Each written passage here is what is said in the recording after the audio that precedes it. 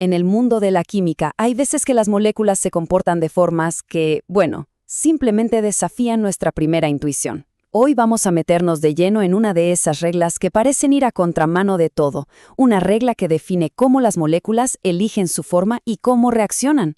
Hablamos del fascinante efecto anomérico. Y aquí está el enigma, el centro de todo.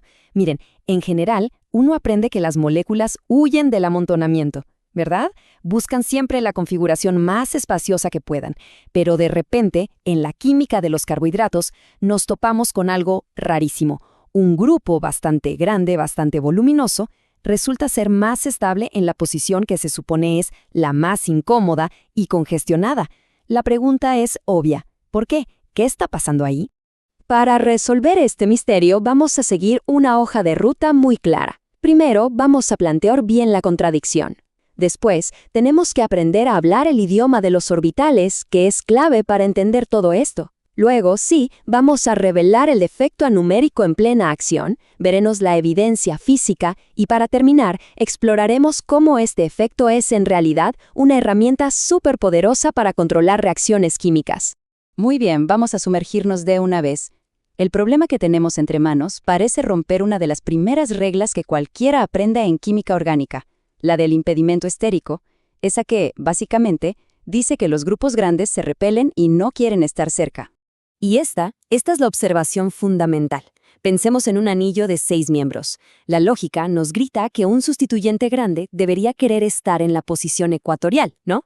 Ahí, hacia los lados, donde tiene todo el espacio del mundo. Pero no. En muchísimos azúcares, el enlace carbono-oxígeno se siente más cómodo, más estable, en la posición axial, o sea, apuntando directo hacia arriba o hacia abajo del anillo, muy cerquita de otros átomos. Parece incómodo, pero no lo es. Esa es la contradicción que vamos a resolver hoy.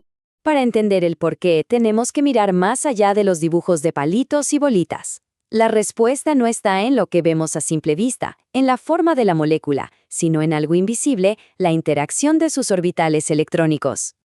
A ver, las moléculas no son estáticas, para nada. Sus electrones se están moviendo, se comparten en unas zonas que llamamos orbitales.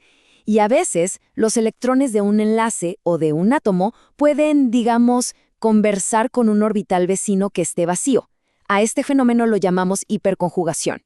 Bueno, pues el efecto anomérico es una forma muy, pero muy especial y potente de esta hiperconjugación.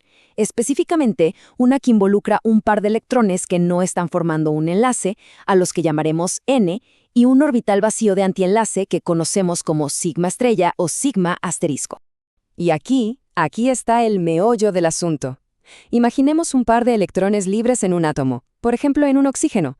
Estos electrones pueden ser donados a un orbital vecino que esté vacío, concretamente al orbital de antienlace de un enlace que esté justo al lado, el famoso orbital sigma estrella. Y esta donación, este pequeño acto de compartir, estabiliza a toda la molécula. Ahora, lo que es realmente alucinante es que el enlace carbono-oxígeno puede jugar dos papeles a la vez. Por un lado, el átomo de oxígeno, con sus pares de electrones solitarios, puede actuar como un donante. Pero, al mismo tiempo, el propio enlace CO tiene un orbital de antienlace vacío, lo que le permite actuar como un aceptor. Es como un camaleón químico, ¿se entiende? Cambia su rol dependiendo de con quién esté interactuando. ¡Perfecto! Con nuestro nuevo kit de herramientas orbitales, ya estamos listos para volver al rompecabezas original, el del carbohidrato, y por fin resolverlo de una vez por todas. Pero ojo, esta donación de electrones no pasa así como así.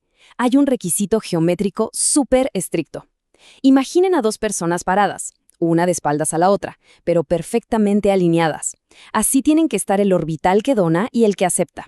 A esto le llamamos una disposición antiperiplanar.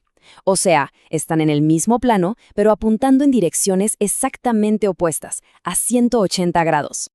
A ver, veámoslo paso a paso en la forma axial, que es la que nos interesa. Primero, el donante, el par de electrones del oxígeno que está dentro del anillo. Segundo, la alineación. Gracias a la geometría del anillo, ese par de electrones queda perfectamente alineado, antiperiplanar, con el enlace CO en la posición axial. Tercero, el aceptor. Esa alineación perfecta permite que la densidad electrónica fluya desde el par solitario hacia el orbital sigma estrella del enlace CO. Y el resultado final es una interacción estabilizadora potentísima, tan fuerte que vence a la repulsión estérica. Y esto no pasa en la posición ecuatorial, simplemente porque ahí la geometría no cuadra. Así que para ponerlo en limpio, aquí tenemos la definición formal. El efecto anomérico es esa estabilización extra que una molécula se gana, cuando la geometría le permite a un par de electrones, de un átomo como el oxígeno, interactuar con el orbital de antienlace de un enlace vecino. Es la prueba definitiva de que en la química, la forma, la geometría, lo es todo. Bueno, la teoría de los orbitales suena muy bien, muy elegante, pero ¿hay alguna prueba física de que esto de verdad ocurre? La respuesta es un sí rotundo, y la encontramos en algo que podemos medir: las longitudes de los enlaces de una molécula muy curiosa llamada trioxano. El trioxano es como una pequeña jaula molecular que tiene varios enlaces carbono-oxígeno. A primera vista, uno esperaría que todos esos enlaces CO midieran lo mismo, pero cuando los medimos, resulta que no son iguales. Y la razón de esa diferencia es, como ya se imaginarán, el efecto anomérico. Analicemos esta tabla con calma. Cuando un enlace CO actúa como aceptor, recibe densidad electrónica en su orbital de antienlace. Piensen en eso, antienlace. Eso, en la práctica, lo que hace es debilitar y alargar ese enlace. En el trioxoano, el enlace que llamamos A está recibiendo el efecto de 3 interacciones anoméricas, por eso es el más largo de todos. El enlace B solo recibe 2, así que se debilita menos y es más corto. Pero lo más increíble es el enlace exocíclico, el que está fuera del anillo. Ese no puede actuar como aceptor de ninguna interacción, por lo tanto, no se debilita en absoluto y resulta ser el enlace más corto. Es la prueba física. Y esta cita lo resume a la perfección. El efecto es doble. El grupo que dona electrones, al compartirlos, fortalece su propio enlace, le da un cierto carácter de doble enlace. Pero mientras tanto, el grupo que acepta esos electrones en su orbital de antienlace ve cómo su propio enlace se debilita y se alarga. Y todo esto no es solo una curiosidad teórica para los libros de texto. Nada que ver. El efecto anomérico es una fuerza muy poderosa que los químicos pueden usar para dirigir el resultado de las reacciones, y con una precisión realmente asombrosa. Un ejemplo perfecto de esto es la activación de enlaces carbono-hidrógeno. Normalmente, estos enlaces son súper fuertes, muy poco reactivos, pero si un enlace CH está en la posición geométrica correcta, o sea, antiperiplanar a un par de electrones de un oxígeno cercano, el efecto anomérico entra en juego. Dona densidad electrónica a su orbital sigma estrella y esto debilita el enlace, lo activa y hace que ese hidrógeno sea muchísimo más fácil de arrancar. Y esto nos da un control increíble. Por ejemplo, en la reacción del THF con oxígeno singlete, la reacción ocurre justo en el carbono de al lado del oxígeno, gracias a esta activación anomérica.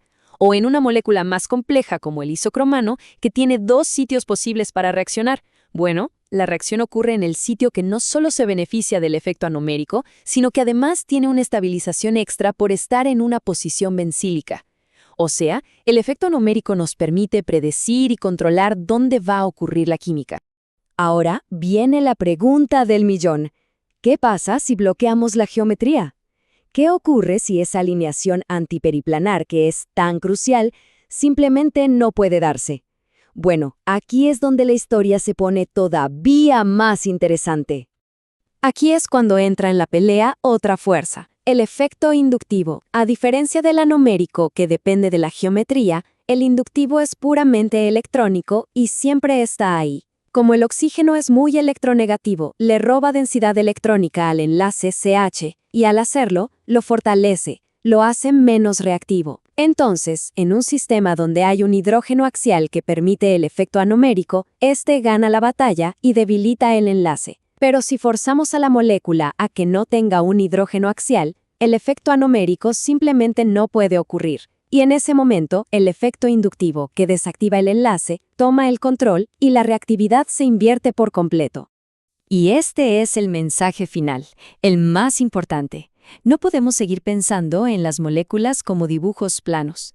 La disposición tridimensional de los átomos y de sus orbitales, la estereoelectrónica, es una fuerza dominante, tan dominante que puede anular, invertir y hasta reescribir las reglas electrónicas que creíamos que eran la base de todo. En química, la geometría es el destino. Lo que nos deja con una pregunta para seguir pensando.